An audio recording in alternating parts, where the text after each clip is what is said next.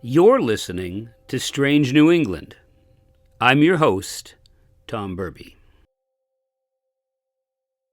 You've heard a lot of stories about the old days in the deep woods of northern Maine, when river drivers cut the trees and moved the logs into the rivers, down the great waterways, or through the dense frozen forest. In Maine's early days as a state, most of it was a frontier, far removed from the rest of civilization, and only connected with a thin line of rail or a dark ribbon of water weaving its way from the overwhelming forest to the towns and cities near the coast. When winter came and the ground froze solid, that's when the lumbermen ventured deep into the woods, so deep that the closest connection with the world was literally days away.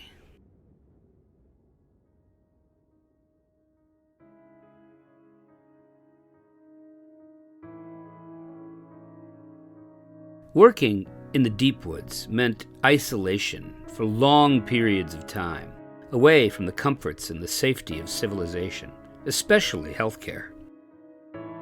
The men had to rely on each other and themselves in times of trial and uncertainty, and this they did, undoubtedly. There are songs and stories detailing the toils and times of these men of the woods, but perhaps none so strange and unique to Maine as the tales of the charming man. It's quite likely that you've never heard a tale like it. The charming man? He's not what you think.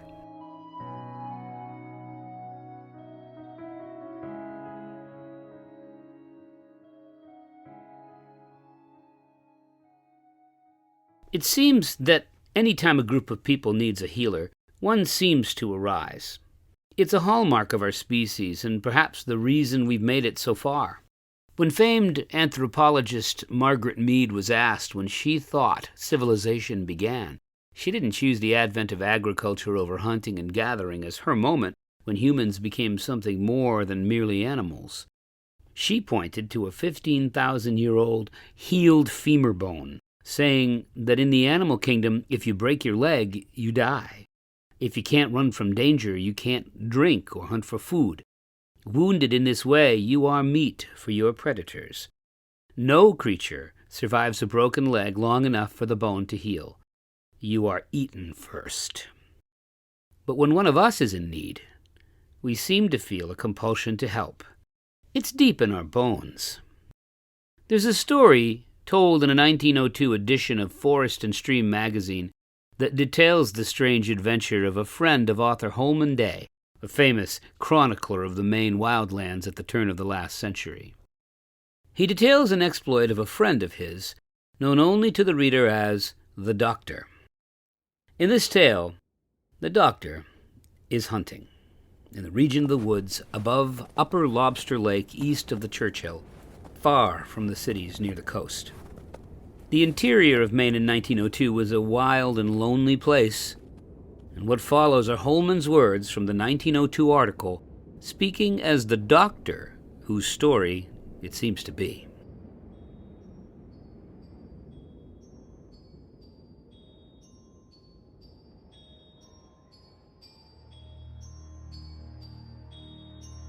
Now, I've been in the woods every season for 10 years, and I never was lost up to that time. I did get lost, though, that day.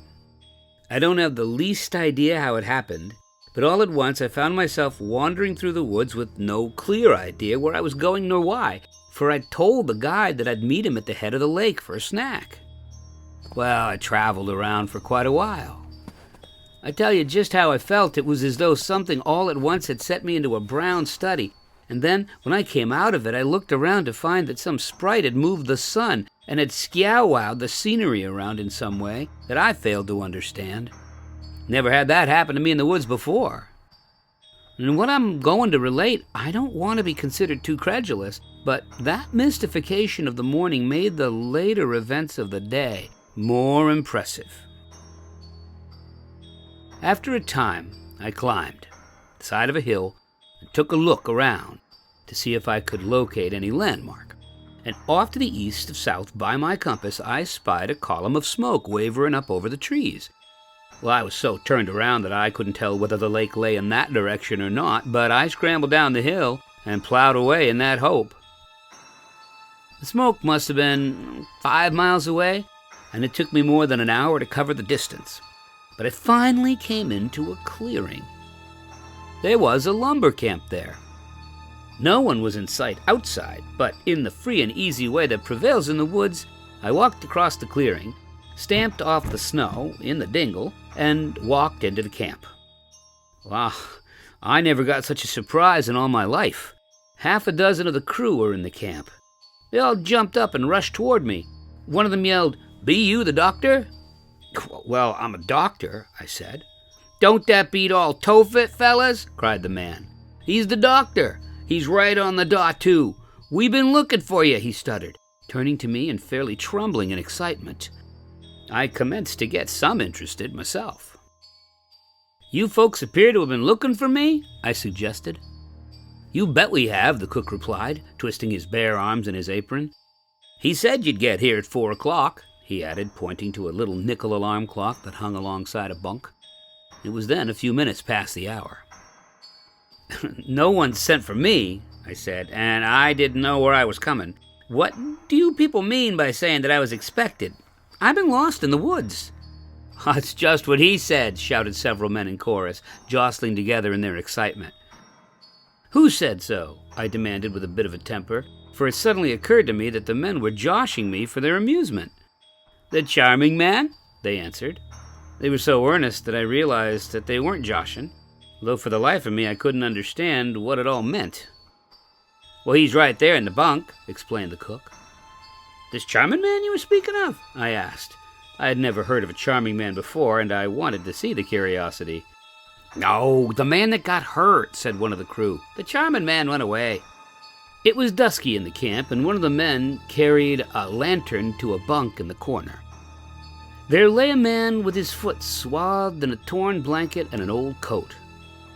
"He chopped himself on the ankle," one of the men explained. And while they held the lantern, I unwrapped the bandages, my professional instincts suppressing, for a time, the question I wanted to pump at the men. It was a bad case. The axe had partly severed the ankle at the joint, and the wound, treated by such rude methods as were at hand in the camp, was past the point where it could be healed. "He hurt it 3 or 4 days ago," said one of the crew. "We done what we could for him, but I guess it wasn't very much." "Well, that foot must come off," I told them. "That's just what he said," was the immediate chorus. "Charming man said so," added the cook, noticing my astonishment at their excitement over my simple statement. I assure you, I was getting mighty curious by this time, but the doctor in me was on top. I started one of the men off to the sporting camp for my case of instruments that I always take into the woods with me, and then I sat down to wait and listen to the story the men had to tell me. The camp was on Matthew's Upper Lobster. The injured man was one of the swampers, and when he had hacked his ankle, the men had put on a tourniquet in the best style they could and lugged him to the camp. Word was sent by tote team for a doctor, but the nearest one was 100 miles away. On the morning of that day, when I arrived at the camp, the stranger had appeared. The men told me that he was about 65 years of age. He wore a tight-fitting suit of ribbed wool, like a Union undergarment, and over that a huge blanket coat. On his head was a knitted cap, with the peak hanging down his back. The garb was suited well enough to woods life, but it was all a dead deep black, and indicated that our mysterious friend was a bit staggy. The men went on to tell me that the stranger walked into the camp and up to the bunk where the injured man lay and announced in deep tones that he had some to heal. But after he looked the victim over, he said he could only charm away the inflammation. "The foot must be off," he declared, "and I do not stain my hands in human blood. My mission on earth is to alleviate suffering. I can summon here the man who will do the work, and I will remove the pain." The man then drew some unknown substance from his pocket and threw it upon the coals that he raked forward on the camp hearth. A dense black smoke went rolling up the short chimney. The men in the camp described this operation as burning medicine, a resource that is occasionally adapted by the Penobscot Indians in the woods when they seek for good fortune in hunting or in recovering lost articles. While the stuff smoldered and smoked, the man jabbered in low tones. And then he suddenly broke out, "He's coming this way. He is crossing a brook. He is climbing a hill. Now he sees the smoke. He will come to this place. He is the surgeon who will do this work."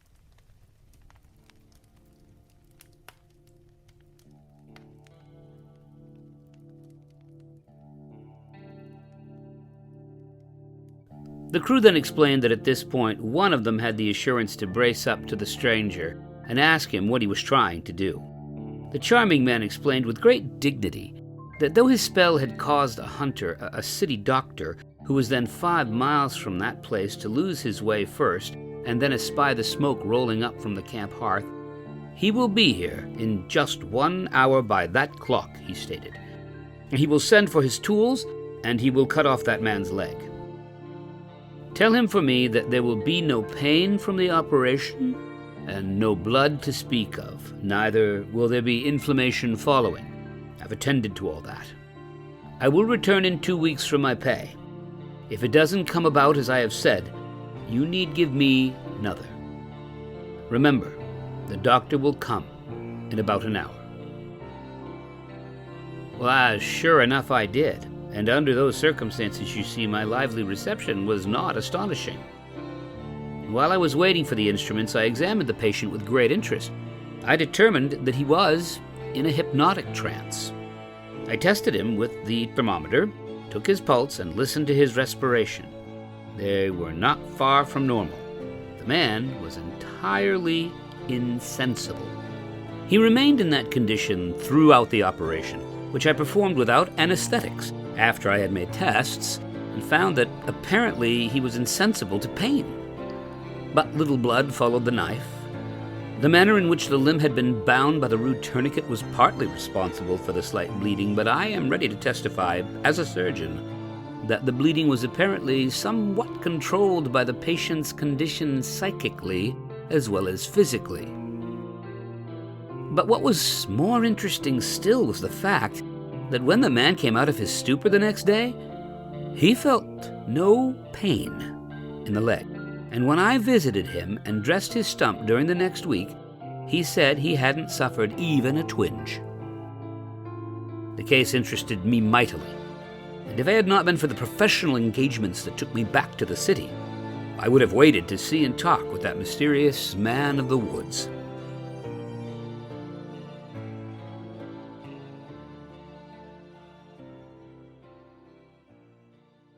The word charming is defined generally as pleasant or attractive. A less common meaning is to control or achieve as if by magic. And that's the word we're concerned with in this tale. There was a time, before the advent of modern medical knowledge, when shaman and wise women were the traditional healers of our species all over the world. They had an understanding of plants and effective treatments, but they also knew of another kind of healing that modern science only recognizes as something like the placebo effect. They had the power of belief and perhaps a good idea of the power of hypnotic suggestion. Call it the power of positive thinking if you like, if you're of a religious bent, and call it the power of prayer. Healthcare, like the need for food and shelter, is one of the primary rungs on the ladder of Bloom's taxonomy, and in the case of the lumbermen of the North, they had a rudimentary understanding of setting bones and soothing rheumatism and healing small cuts, but when more skill than this was required, they were on their own. Unless sometimes a person just shows up, just in the nick of time, just when needed. What is remarkable about the charming man in this tale is that he is a stranger wandering an unpopulated land, wandering like a wizard, and only appearing when needed. He appears like Odin of the old Norse myths, a bearded man from the wilderness, solitary, ready to assist, and even to call for help using supernatural means when his own intervention would not be enough to save a person's life. Even stranger, he explains that he will return for payment later, and inevitably, he never does. So what exactly is a charming man? In the areas of northern Maine reaching into Quebec and any area with the French-Canadian tradition, he is a traditional faith healer, and his origins go further back into the native culture of the region. Wandering loners, they have the ability, it seems, to sense when they're needed, arrive, diagnose, and treat illnesses. They're able to use prayer and charms to stop pain and treat inflammation. Leaning down to the afflicted, they would speak their charm into his ear only, so that no one else could hear, and then they would treat their patients, calming them, taking away their pain with nothing more than a few well-spoken words and some herbs. For people living far from modern medicine, these people, who could be male or female, were the only doctors available, and they were glad they had such help. Their name in French is traiteur, or in English, treater. They used plants, energy, and spiritual practices to effect their healing services, and in the case of the lumbermen at the camp in Holmansdale, they also knew enough about modern medicine to know when the work was beyond their ability to heal. Sometimes these traiteurs would appear at a lumber camp and would offer prescriptive medicine. Everyone was fine at the moment, but in the middle of the winter, when he was too far away to effect any assistance, he had a kind of insurance plan he offered. The name of each man on the logging crew would be given to the charming man. He would prepare small sticks of what he called medicine wood, leaving these with the man in charge of the camp. If any man needed help during the winter, that man's stick was to be burned, and certain words were spoken, previously confided to the camp boss. These were sacrosanct words, never to be repeated to anyone. If this ritual was carried out to the word and letter, the charming man would hear it, no matter where he was on earth. Then he would treat the afflicted person mentally from a distance. If you were in need of medical attention in the midst of the Maine woods, you had no doctor nearby. All you had was the charming man and the faith you had in him. So where did these people come from, and where have they gone? The charming man from our story spoke of his mission to alleviate suffering. Interestingly, he also states that he never stains his hand with human blood, and that he indicates a pureness, perhaps a holiness, that gives us a glimpse into his nature. In her book, The Kennebec Wilderness Awakens, Mary Calvert writes, "The power was believed to be hereditary, with the spell being handed down from mother to son or father to daughter, never to the same sex. It could only be given down once and could not be written down. Many old woodsmen believed implicitly in this power and would cite case after case around the evening campfire." The spell Calvert alludes to is a passage from the Bible, or at least that's what one charming man revealed.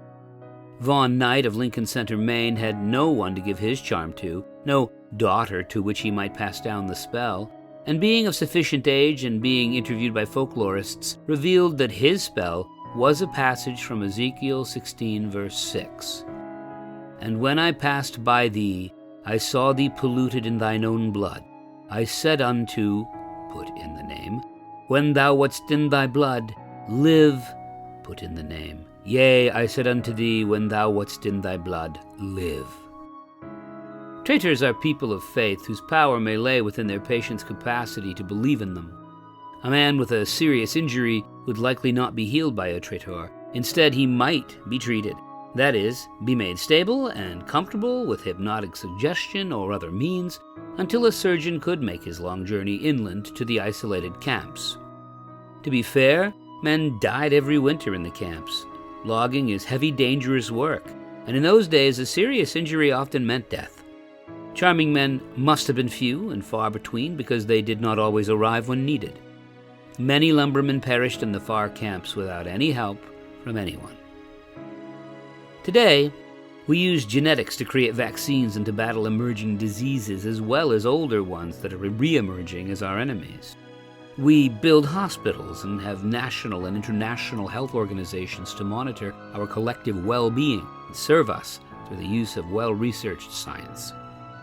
It is interesting to note that in the northeast of the United States, a place where modern medicine truly began to thrive in places like the great colleges and universities, there was a need for traditional faith healing no less than 100 years ago, bringers of hope in the dark and distant forest, arriving when needed, serving their patients, and then leaving to melt back into the forest again.